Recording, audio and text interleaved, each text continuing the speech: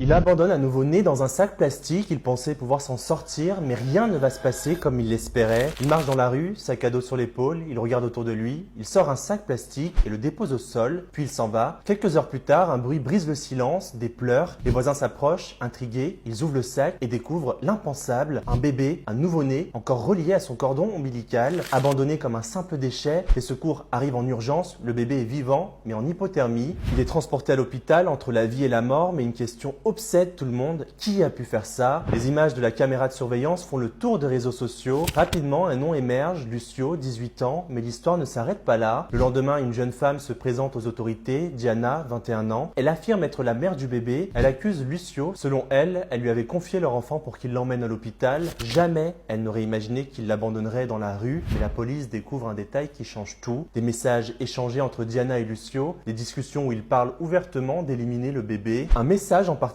fait froid dans le dos. Il est écrit « Jette-le dans un canal ». Lucio répond en audio « Balance-le dans les toilettes, il n'y a pas d'autre solution ». Diana ment depuis le début. Lucio est arrêté, mais cette fois, c'est sa propre mère qui l'emmène aux autorités. Elle dit qu'il doit payer pour ce qu'il a fait. Diana est arrêtée à son tour. Tous deux sont accusés de tentative d'homicide. Ils risquent jusqu'à 40 ans de prison. La question que vous vous posez sûrement, qu'adviendra-t-il du bébé? Aujourd'hui, il est sous la protection des services sociaux. La grand-mère de Lucio souhaite obtenir sa garde.